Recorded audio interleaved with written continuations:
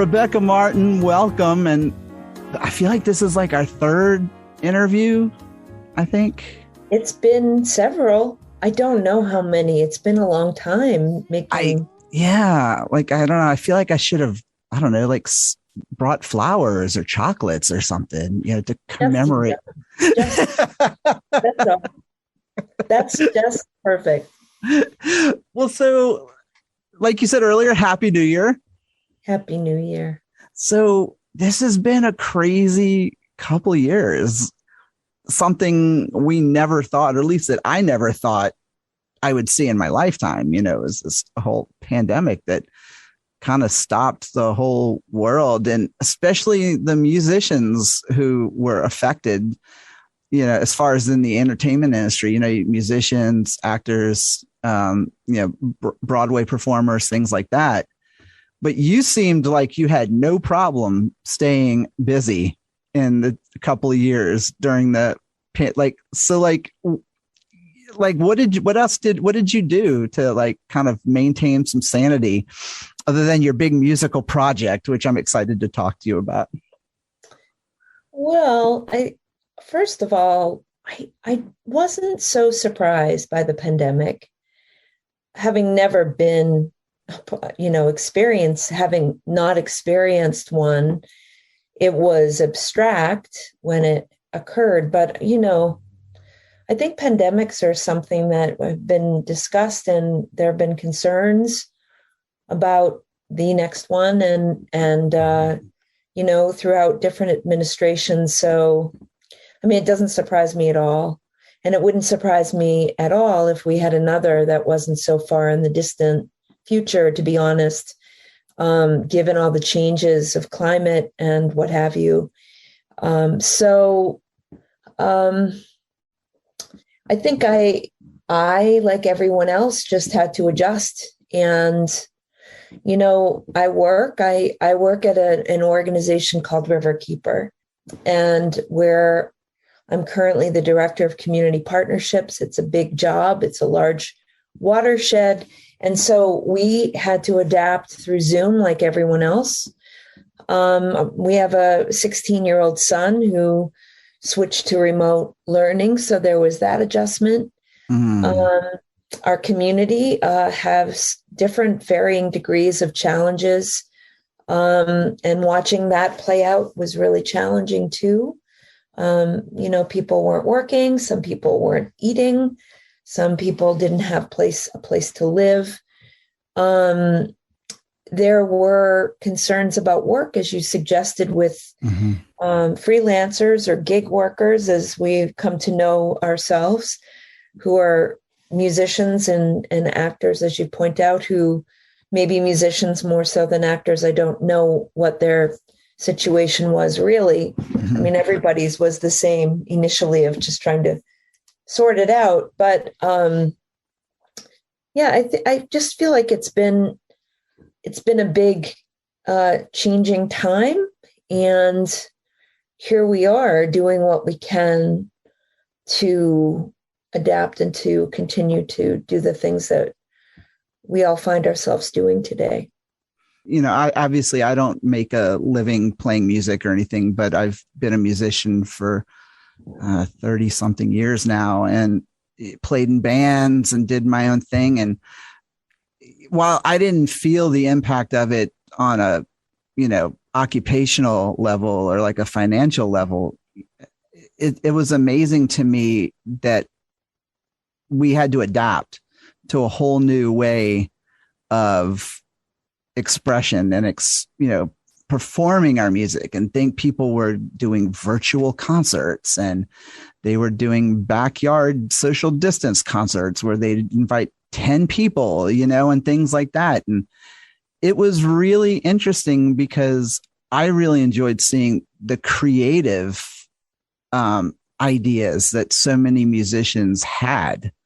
It pushed musicians along to find ways of using the internet, who knows, in ways that are maybe sustaining in the future, whether it's teaching, whether it's, there's no replacing that, going out to hear music. We need that. But, I think as you say, the creative ways of finding a continued opportunity to connect with fans or the public was inspiring. And I hope that some of those ideas will continue to take hold, and also that we can work out the royalty structures, the things that we've been working on, or some have been working on behalf of all musicians for a long time, to make royalties, pay better, to sustain, take care of the writers and the instrumentalists, etc., who are making important music. So we'll see how that benefits musicians.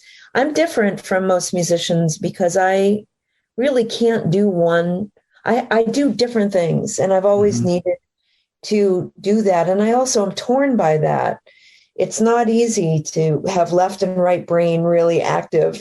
I'm an organizer, so I'm very detail oriented, and yet I need space to write and to create. And so I don't put, and I've never put all my eggs in one basket. So I've really been able to diversify what I do. And in the end, that has really been very helpful in my life. So having the job that I have satisfies many needs, my organizing needs, and my need to engage in community, my need to contribute to the world in terms of a practical, clean air, clean water, environmental justice in some regards in our communities, etc. On the small scale, on the larger scale at Riverkeeper, all of these things heightened and on steroids. It's a huge area, 13,400 square miles of communities, and the Hudson River is the centerpiece of the work. So that diversity really worked out in this very hard time of COVID. I can only imagine because, like anybody, when I'm a fan of somebody as a musician or as an artist, I like to find out how they are as people, as what they're like, what is it that makes them tick, like what are their fundamentals and things like that. And even though people a lot of times will say things like, oh, that shouldn't dictate whether or not you're a fan of someone's music, while that's true to an extent, it's also it's also a deciding factor to me on how I perceive that person and their music, because I feel like a lot of times what they do and their own, kind of like what you do, like it eventually bleeds through into your art. And so, I can imagine that, like, doing what you do, like you said, even though you can't put all your eggs in one basket, it feeds that one side of you, you're compartmentalizing, where it feeds this one side of you. But at the same time, you still have that space for, like you said, for music and for creativity and whatnot. Do you feel that other side can sometimes come in as a source of influence or inspiration, and not even so much lyrically or anything, but like just, as a vibe, if that makes sense? Mm-hmm. Well, so I do think it's I think we could get into real trouble if we have to like the people whose music we need. Like, I don't know if that always translates. And I don't think it's important that it does. I really don't. I mean, but there are musicians who are, I think, more intimate in the world and sharing other parts of themselves. I think you're seeing more of that seem in line with who they are. But ultimately, it takes a long time to get to know someone. And I feel like sometimes coming to the table, seeing something like music, which is in a recording, is sort of the perfect, it's a complete statement. It's something you've worked on and finessed and are ready to launch it out into the world. So it's kind of a perfect statement. It's something you've signed off on. it's not, you didn't get to see the making of it and all the messiness of it, to see, that's when you start to see who people are to a degree. But you know how it is. We can all relate. It takes a long time to get to know someone. And in this culture where everything is so quick and fast, and even before social media has really picked up and created false, actually, impressions, and very quick, like, you're getting little bits and pieces, and you summarize something.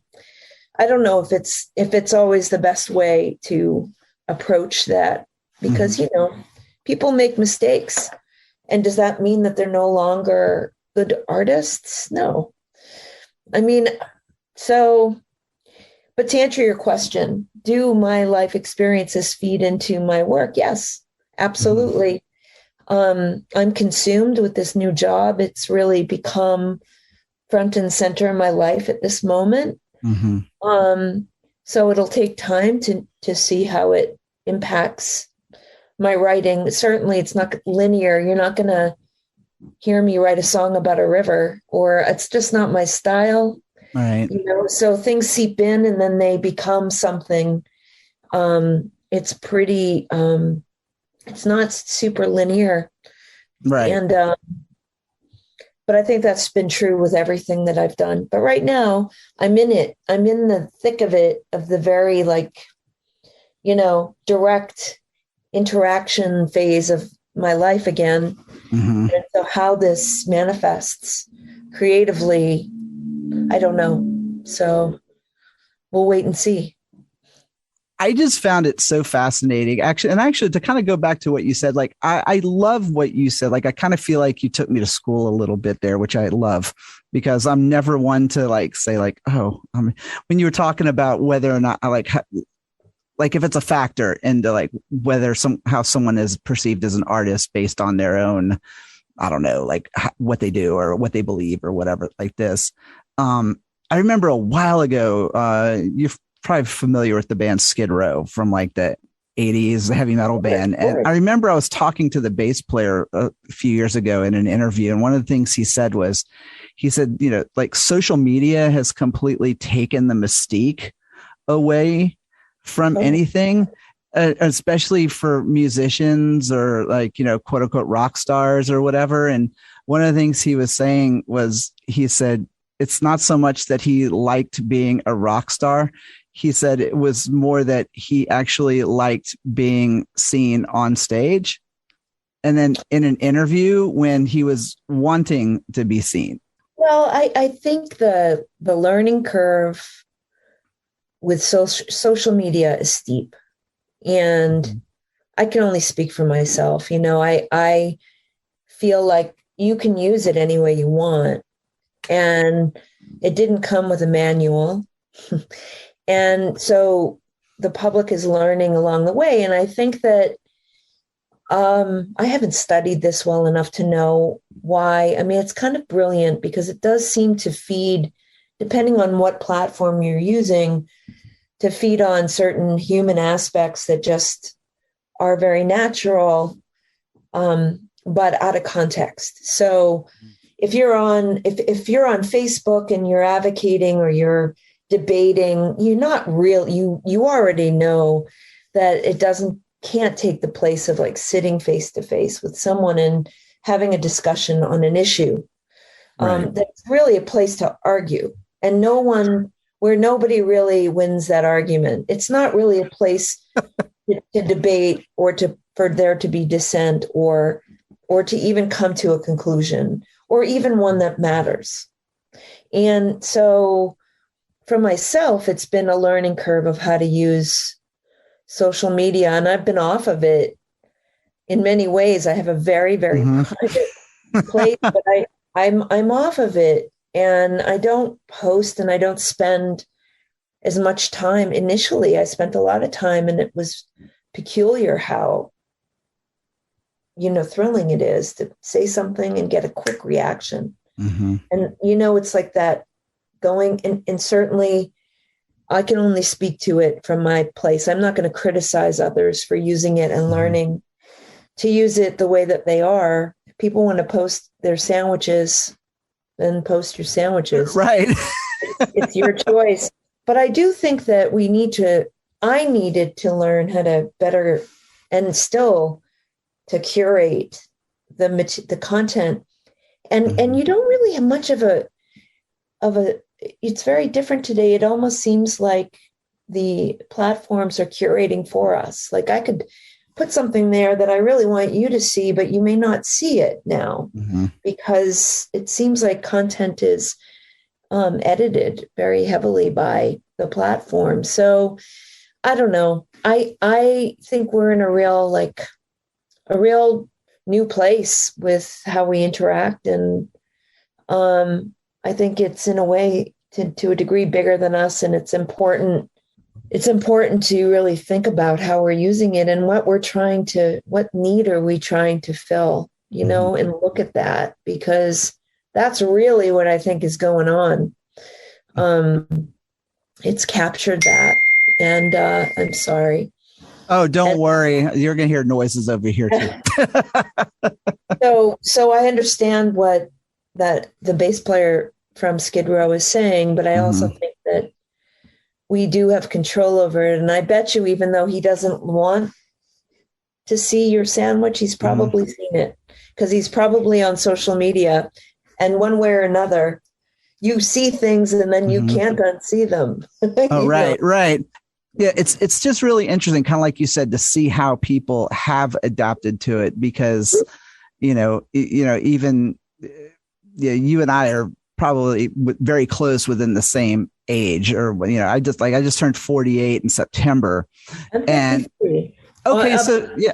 53 in April. 24. Okay, so yeah, so we remember we're in this really weird pocket of time where we totally remember a time before any of this, where we were printing up flyers and handing them out to get people to come to shows and calling people on the telephone and busy signals, and then all of a sudden. Now you know what it is. It's just that this is nothing new either, because now you can relate to your parents and your grandparents.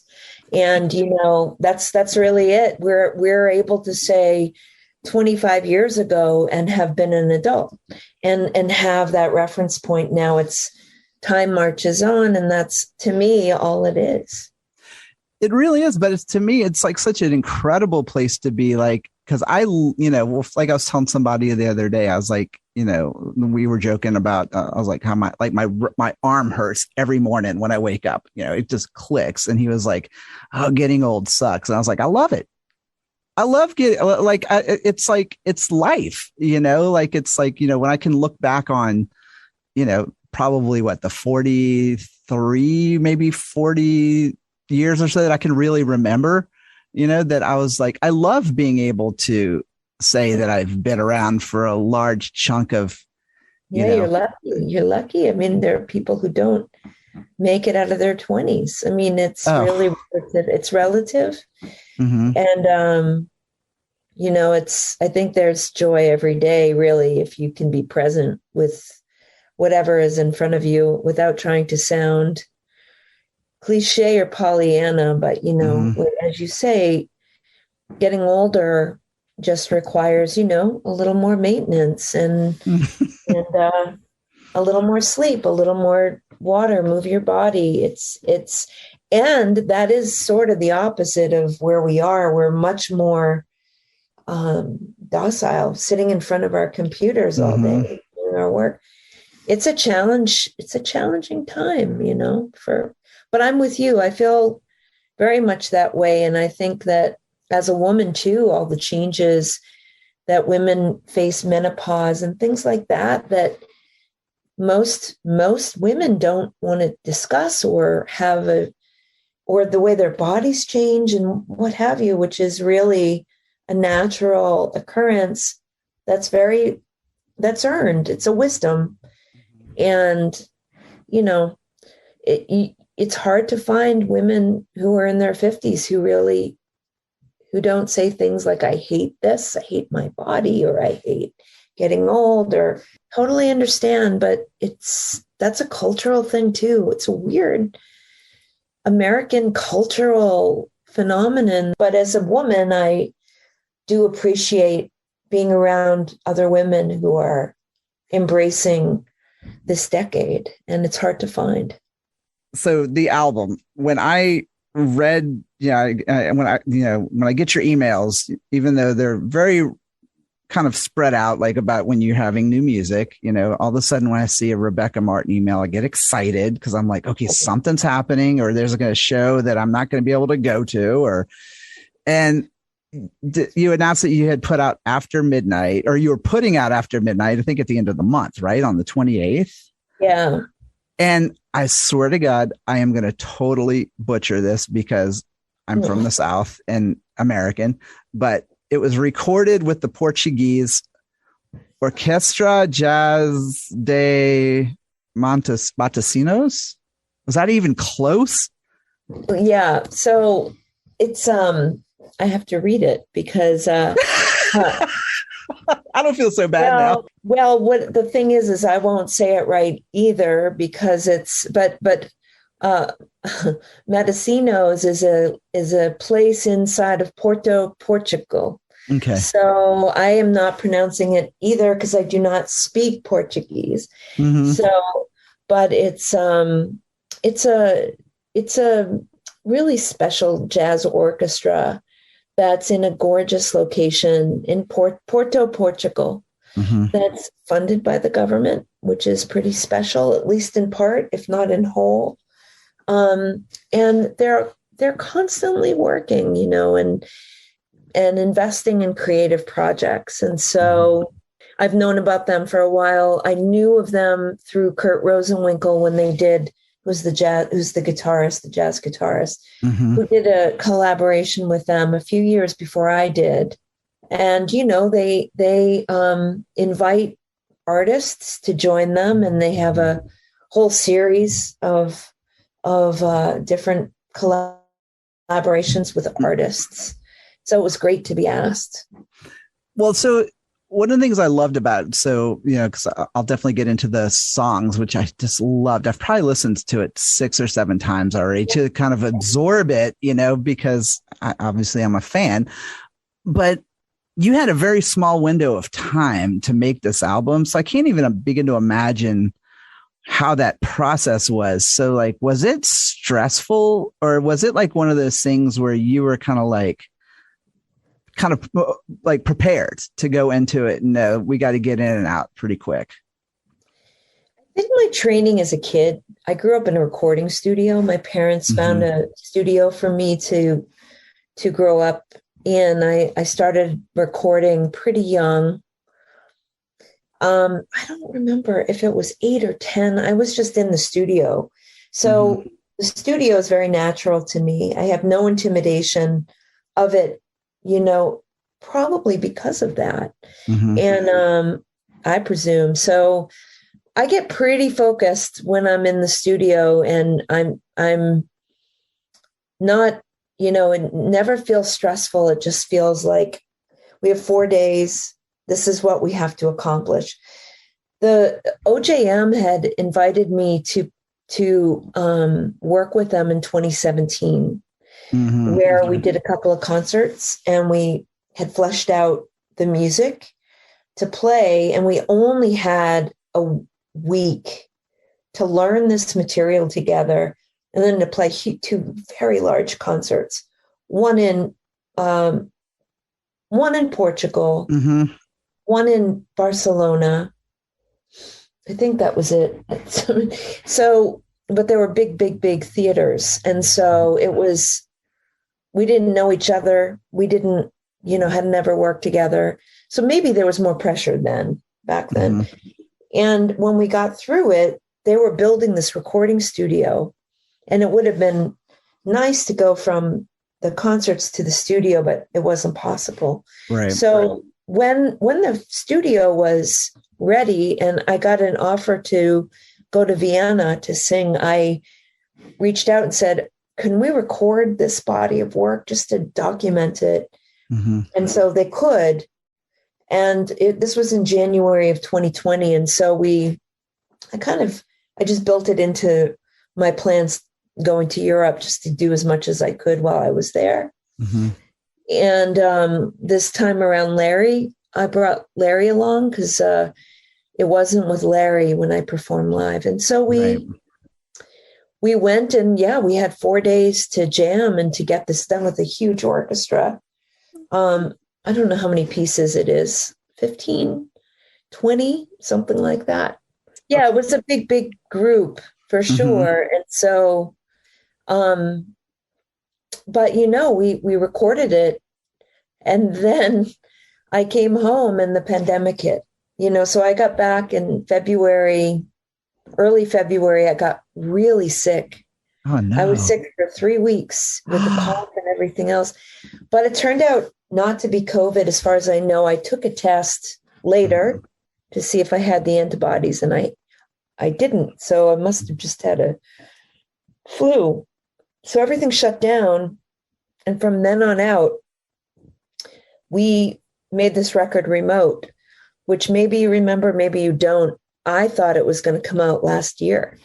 It was a lot of starts and stops, and just to get it right, which was really fun. We had a great time, even though it was all remote. Mm-hmm. So that's the story. I wouldn't say it was stressful. We were all really focused, and I was happy to be making a record, and especially with an orchestra. And one of the things I also loved about it was because, I've been following, like we've talked about before, all of your solo works, from, your Once Blue all the way, from post Once Blue all the way to now.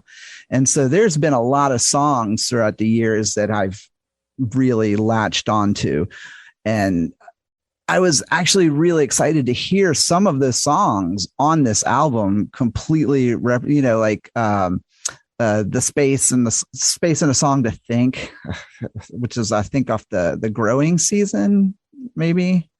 And then you even did In the Nick of Time from the Upstate album. Mm-hmm. And I loved hearing those. Oh, and Joey was a really big one to me because I loved that on the years ago when the Once Blue album was like an import, and it had that extra. I think it's on Thoroughfare as well. It is. I actually made a note so I wouldn't forget to say that, but I paid like $40 something for that Once Blue album off of, as an import, because I wanted those extra songs. Oh God, it was the best 40 something bucks I ever spent. Trust me, it was one of those. But I loved hearing those songs and hearing them. Yeah, I mean, they're timeless, but to hear them with such a different, all that instrumentation was just so cool. So how is it for you to actually be able to hear those songs with such a grand new, life that was breathed into them that maybe it didn't have, it went from being kind of a sparse to being like this grand thing. That must have been incredible. It's great. It is incredible. And I think that, I wonder, if I would choose the same songs today as I did then, just now that I have a better sense of the orchestra, and I might have chosen some different tunes. The irony of After Midnight, which is really funny, and I don't know how this happened, but one of the tunes that I sent them was The Midnight Sun. And somehow our wires got crossed. And I when I got to Portugal in 2017, they learned After Midnight instead of The Midnight Sun. Oh, that's incredible. I was so confused because I'm like, I didn't send them this song. Maybe they chose it, but it was that we lost in translation, and the irony that it ended up being the title track, which was not because personally it was my favorite song on the record, but I think that it, both for Pedro and I, who's the conductor, and one of the what do you call he wrote some of the arrangements, the arranger for on the record. Just the times we were in, it just felt very intense back then with what was happening. I mean, it's intense anyway with anyone but the rhetoric around in America and the fear that I think was pretty palpable, the the more overtness we were with COVID, just more tapped into social media and the news and it was very intense. And anyway, it seemed like that was a good lead-in song for the record, but it was meant to be the Midnight Sun. I love that story. It's great, so incredible. Right? It's amazing. John, I have something for you. You ready? Here we go. Yes. Matosinhos. Oh, Matosinhos. That's the best. Rather than me trying to say it or you trying to say it, to get it right, I did the whole text to speech thing on Google, and I was like, yeah, there's no way I'm gonna be able to. I can't even roll my tongue. I don't know. I'm just gonna say it. Oh, that's not true. No, but it's something different, and it takes sometimes a minute. I mean, I would like to spend more time there, going in and out as quickly as you do. That impression and how you process language. Really, for me, it takes a little time, to be honest. And when I go anywhere, it's usually quick, and I just take in whatever I can, And Portugal, though, I'll tell you, is, I felt this way about Japan too. I could live there without any hesitation, and I just I feel very comfortable there. Italy is the same. It's funny. I mean, I am grateful that I grew up where I did and that I've landed here, but I don't see myself being here forever. I feel like with whatever time is left, when the time comes that I belong somewhere else in order to do this next phase of learning. So who knows where that'll be? I could only be fortunate enough for that to be Portugal. Let me tell you, It's a beautiful place. People are wonderful. And, the culture is, there's a certain ease to the way people live there, and simplicity. Not that America isn't great. It has its greatness for sure. But, I really long for culture. And when I say culture, I don't mean like Lincoln Center. I mean, I long for being immersed in a culture of food and music and tradition, and like I grew up in, that I feel like I don't really feel like is as easy to just step into where I am now. Maybe that culture that I'm longing to be so difficult to find, because I grew up in a community that was many generations of family, I don't know how many at this point. I guess it would be 4 generations, which isn't even that long if you think about it, because my ancestors that's the French side. I don't know about the Irish side, how long they might have been where I grew up in Maine, but you're French and Irish. That's amazing. I'm like a Cajun, but I'm the cold climate. I'm the Acadian, and I'm mainly Acadian. Like when you talk about New Orleans, and that's the Cajuns, those are my relatives, and they migrated further south. Mine landed in Prince Edward Island, and ultimately, in Maine, where there were jobs, paper making, paper mill. Yeah, being transient, I don't know. I think we migrate when we need water, when we need, like, I think of the Dust Bowl, or when conditions are bad, we have to migrate. But I kind of feel like a pack animal, and just needing to lay down my roots and to really dig in and be a part of something larger than me. Community is a funny thing. I really have a different impression of it today than I did a decade ago. And it's really changed. And when I tell you, yes, I relate to places like Portugal or Japan because of what I'm sensing in the with the family unit, and maybe what I really just need to do is go back to Maine, where where I came from. I don't know.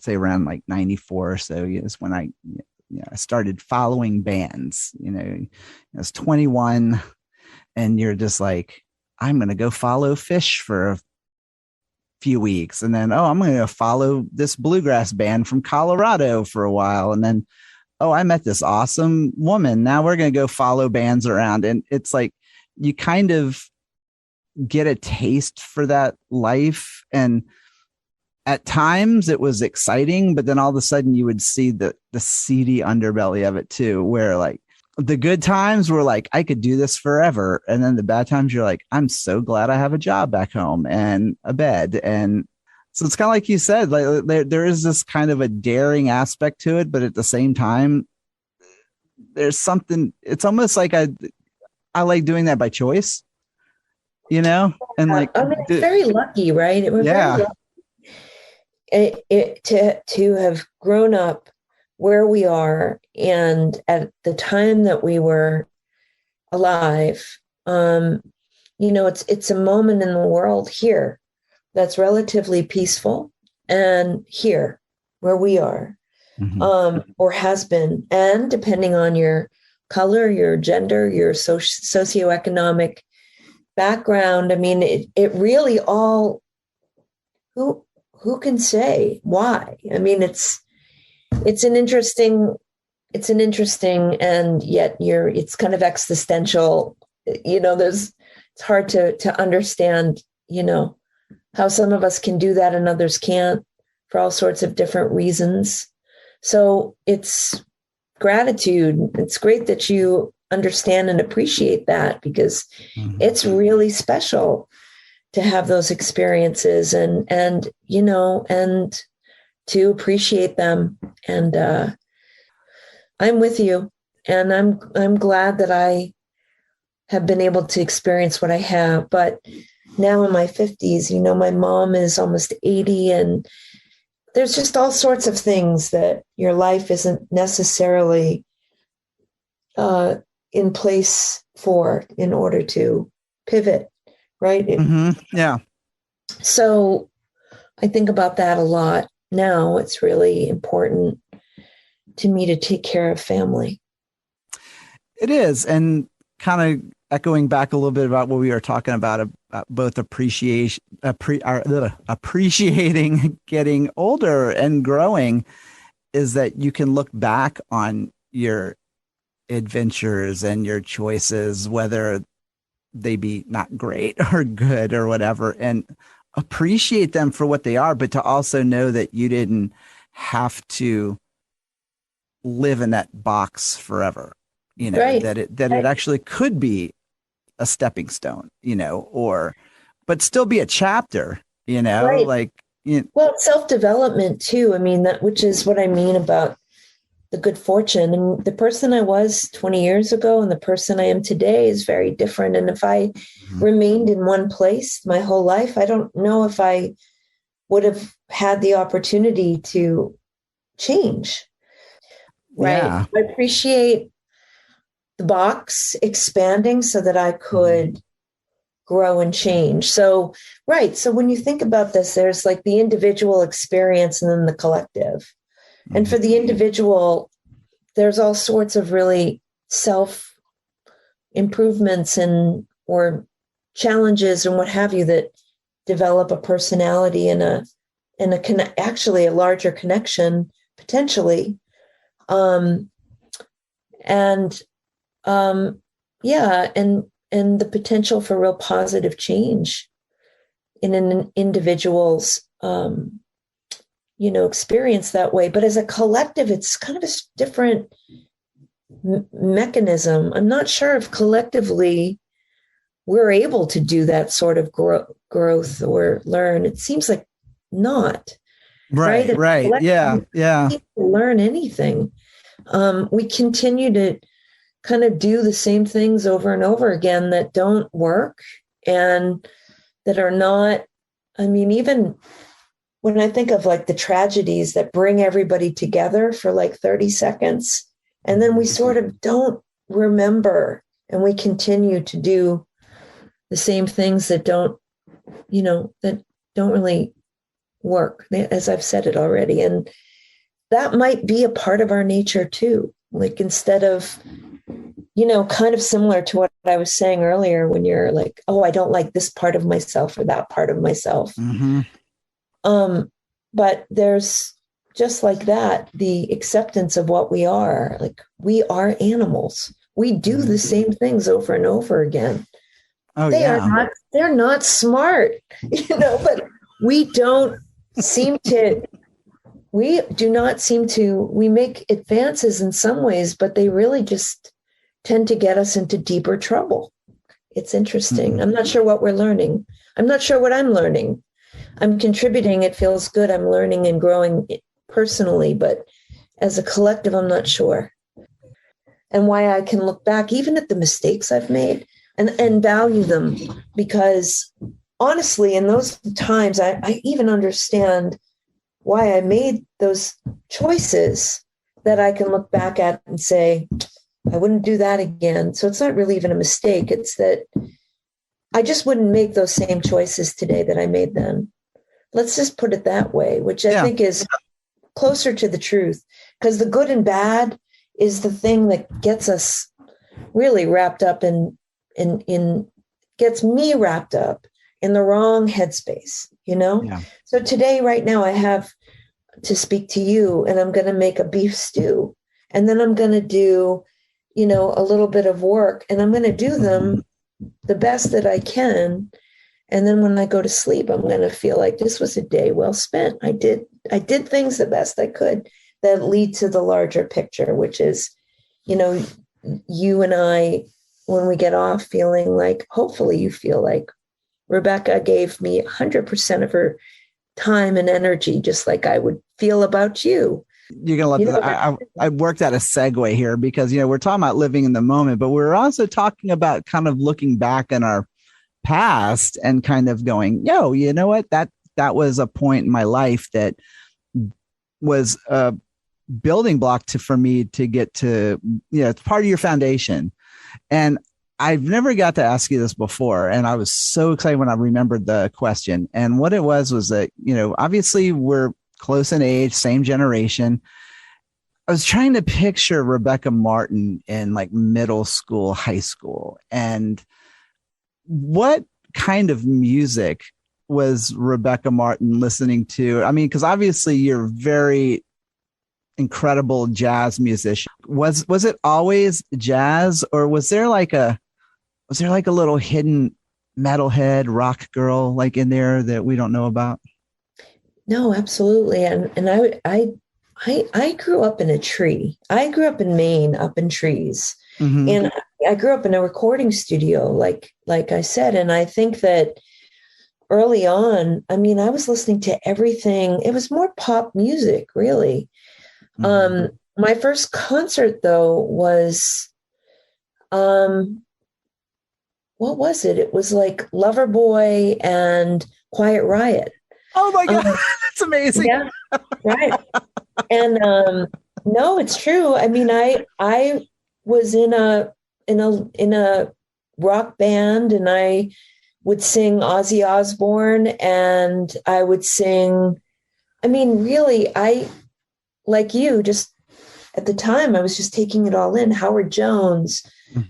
Ozzy Osbourne, to Yes and Asia, and Joni Mitchell. And Joni Mitchell was, like many of us, that Court and Spark record really changed me in a profound way when I heard that. Mm-hmm.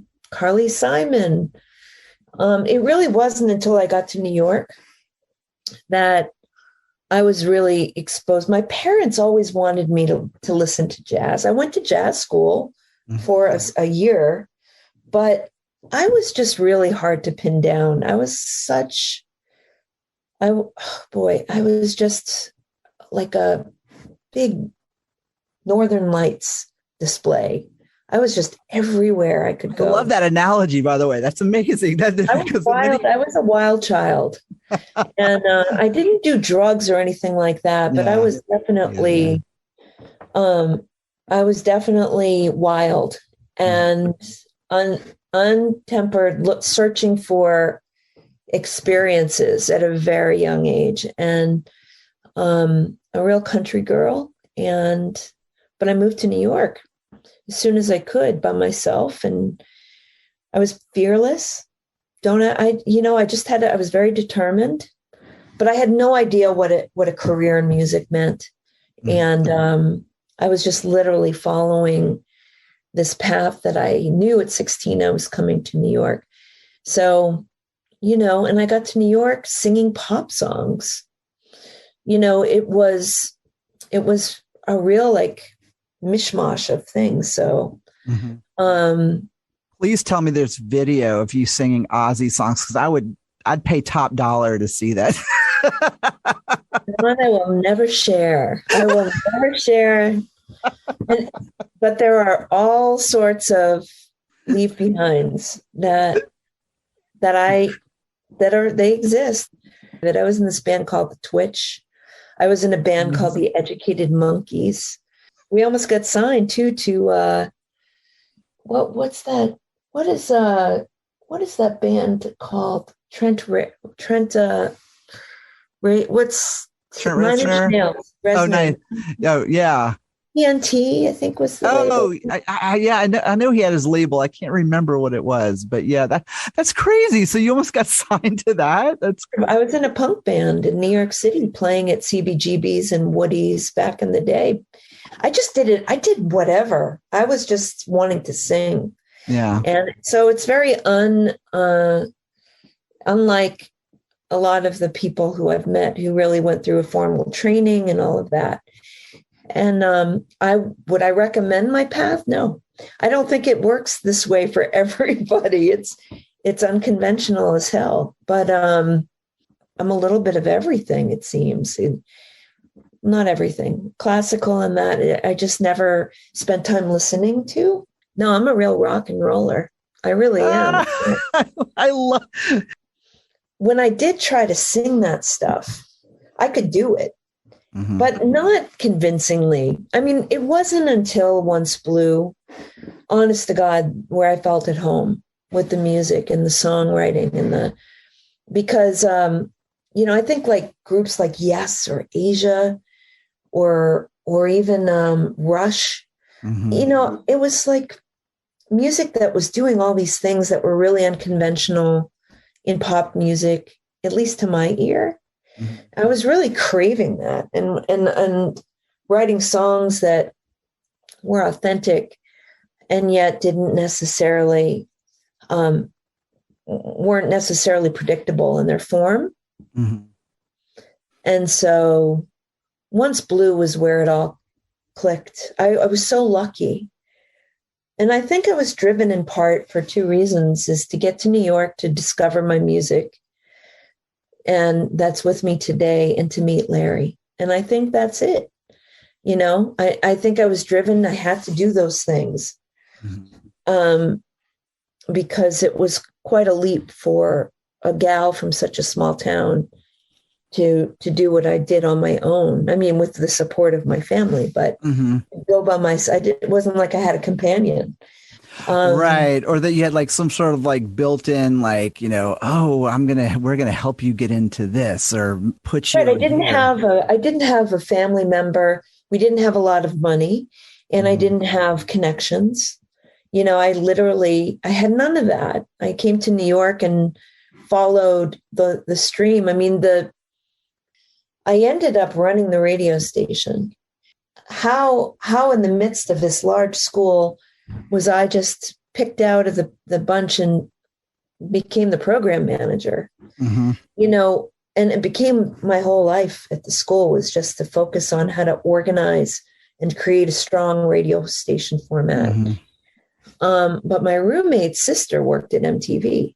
And she was the manager of this band called Educated Monkeys, and they were looking for a singer. And so I decided to send them a cassette tape from my time work growing up with this like 20-page resume, because I had no idea how to do a resume of all the things I had done at the recording studio.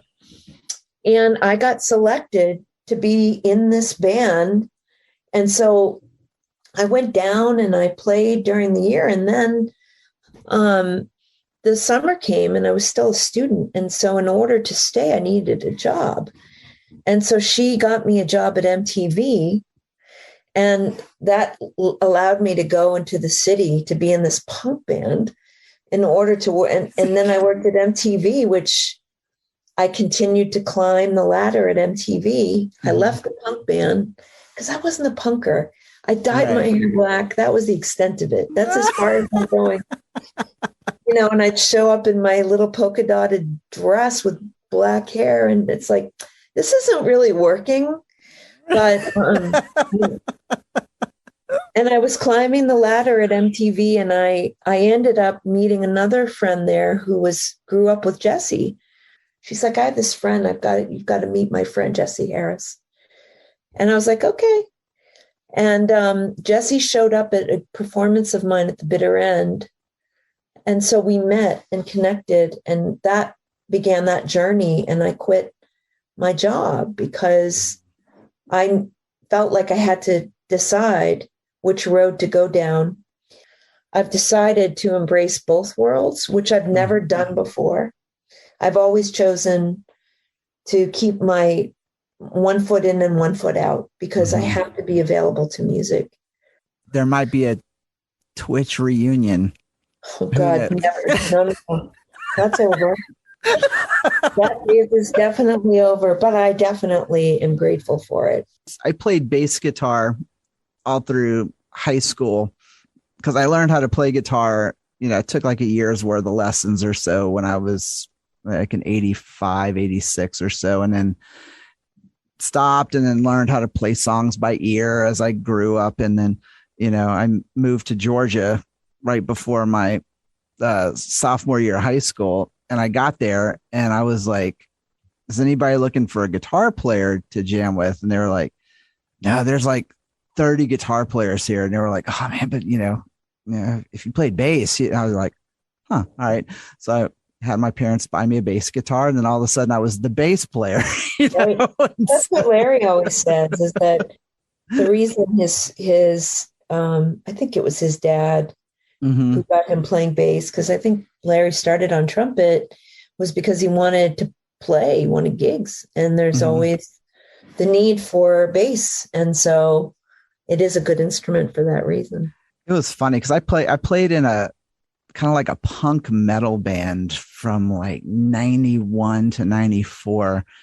And one of the younger people who read my blog, who lives in town, is a mutual friend, heard our demo, which was online and from 94. And he was like, oh my God, dude. He goes, I can't believe it. He goes, do you guys think you would ever like reunite? I was like, did you hear us?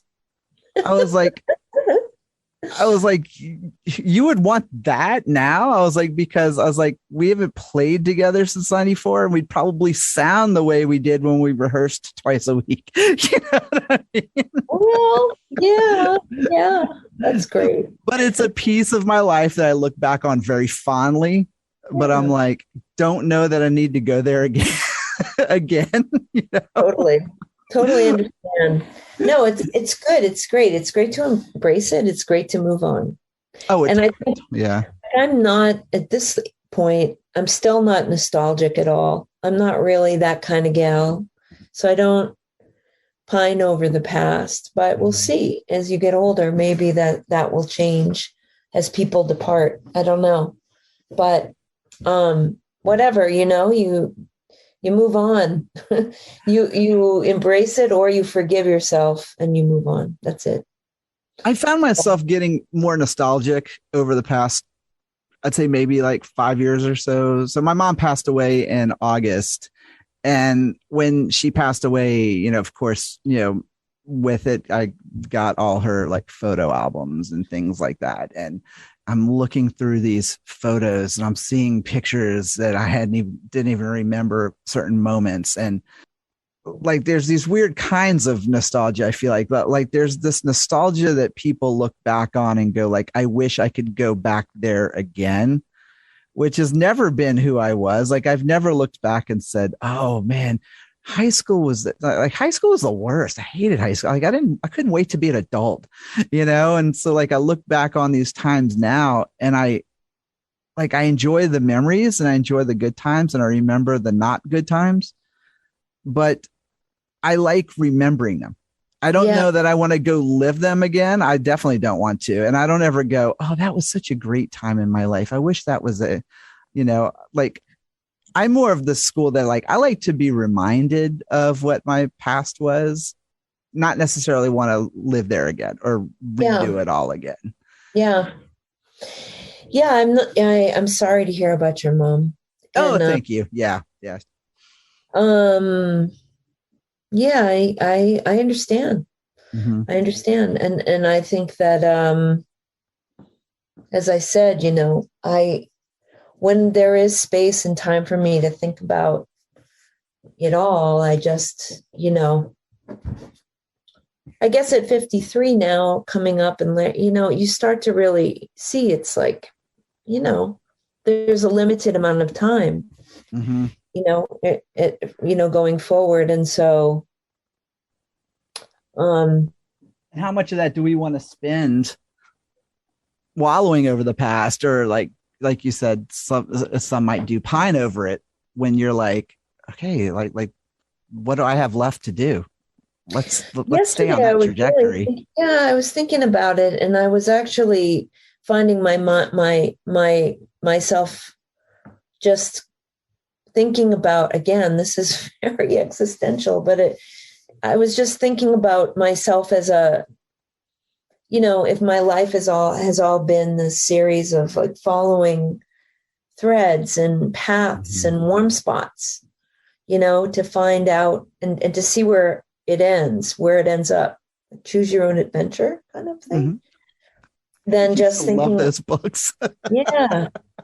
And just sort of thinking about, the time that I have in that same way of just, realizing that, I'm part of something.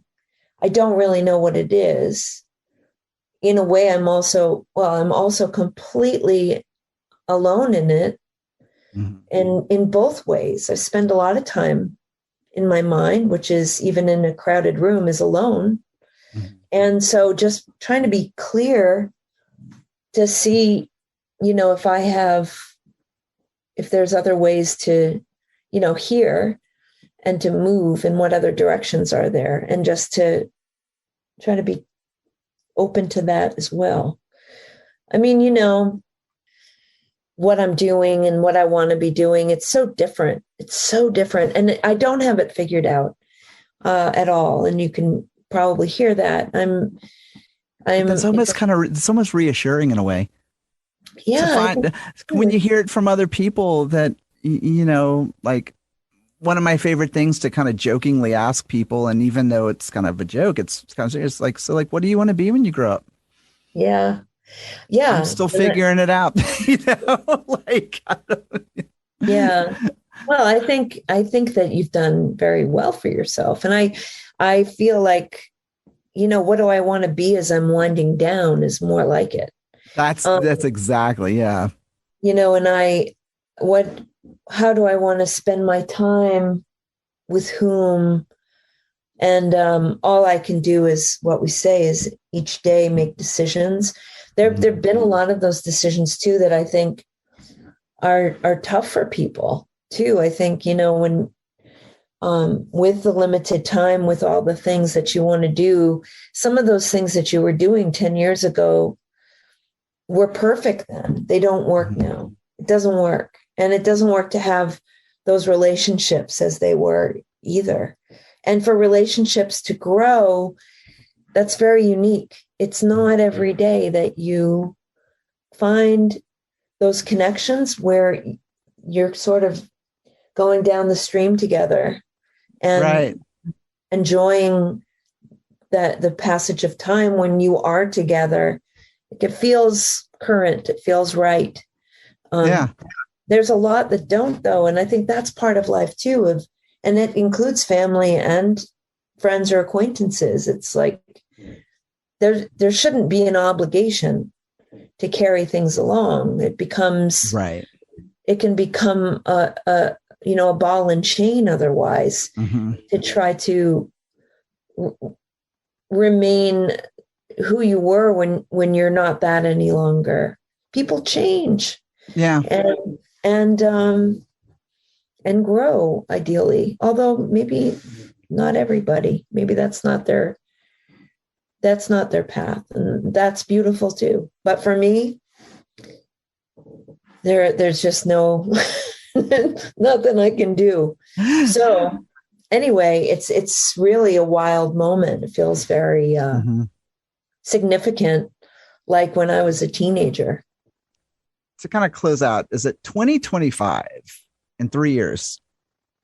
It's going to be 30 years since the Once Blue album came out. Wow, you're right. Came out October 24th. Yep. It was right around Halloween. 1995. I was really thinking about this because a lot of artists, and you probably know what's coming, is that like, is there any chance or any top, like, no, we talked about not reveling in the past or anything, but like, would you like to see maybe like a reunion of sorts to revisit the album in a live setting and kind of, I don't know, go back to where it all began in a sorts for you and in that little milestone of your life? Because, 30 years, that's a pretty big milestone for that's wild. For a body of work, I think the answer is no. At this point, there was a time where I was more open to it and actually discussing it. But first of all, I don't think Jesse would ever do it. He's never been interested in it and doing that. And I was, like I said, more open to the idea. Kurt really wanted to see that happen at one point. But now I think it's a part of our history that I love, that I really do love. So, like I said, that band was when music made sense. Like I could see it. I could see writing it. I could see, because before then it was really a hodgepodge. And I never really felt comfortable. I would do it. It was fun, but I can't say that I felt super inspired by it. It was when I got hooked with Once Blue, and really just Jesse's songwriting process just really was simpatico with who I was. And it still is. I mean, I think even the way I write was pretty influenced by his writing, even though I think he's much more crafty than I am. I don't really think about songwriting that way. And I think in some ways he doesn't, but he also can do it that way. And that's not really something I can do or that I would enjoy to do. Yeah. But no, I don't think our paths are going to connect. I think they did what they needed to do. And especially now, my life is just, I am so excited to see, and I hope for the next phase of what is my songwriting going to be like. I definitely don't want to keep doing it the way I've been doing it. And it might entail going and studying, I don't know, learning the language better than I know it. I definitely don't relate to a lot of the songs that I've written, though. I wouldn't sing them today. So everything is sort of changing. And one last answer to your question, that second record that we put out that had both records on it. Yes. And then the live album that I put out, which was fantastic. I remember that was the last time we talked, was when that came out, and I love it. Me too. It's so sweet. And I remember that gig, the Handlebar, and South Carolina. I think it was South Carolina or North Carolina. Yes. Yeah. I think it was South Carolina. That was a special show. That was Gene and that space. That was one of those things that go down in history, in my memory, as one of my favorite gigs. That audience, the whole thing. So to find it, and then to find the poster, a picture of the poster that still exists, that to me was like, this has got to get out. Those are the things. I feel like we've emptied it out. You're hearing it. There's more. And I actually still own the 2-inch tape. So someday I'm going to transfer it all and hear it. You know, Jesse, I think, has given up on it. I still have it in a controlled storage setting because I can't get rid of it. I feel like even if it's only important to me, I gotta someday get everything off of that. And to you, I mean, to hear like I want it all. and to hear Kenny and the interactions of the band, that's just something I need to have someday. I started that process. I have like 50 DATs, and I've given them now to a studio to transfer it all so that I can listen to it and see what's on there. So that to me is the work ahead. If I'm going to give anything more to the past that way, that's what I would do. But I'm on a different trajectory, and where I end up, I don't know, but I really, really want to see what happens with a little space and time. The orchestra recording was great, and circling back, what an experience to be able to sing with an orchestra and focus and get that record together. But even where I'm heading with writing, who knows? It's a whole new world, and I definitely don't want to go back. No. Well, but I love that there's still some love for the legacy, and that. Oh my God! And if anything, like it's who I am. It's I want to hear it also. You know, and you will. I mean, there's a lot of listening to do, and I'm looking forward. You know, the second Once Blue record, Jesse got a box of tapes out of the storage space, and he was listening to it with Kurt. That never would have happened had he not found that box of tapes. So there could be amazing. I'm sure that there is like really amazing performances left to be heard from that time. But no, but you know who I would work with any day of the week is Kurt. Kurt is Guillermo, Brad. You know, I don't need to collaborate writing songs. I got my own songs. I just, that world, those worlds that they create are just extraordinary. So I've got Kurt, I got Guillermo. What's missing is Brad. I got to get that together someday, Brad Meldau. Oh my God. I would love that. That's really all that's left for me, I think, in terms of that collaboration.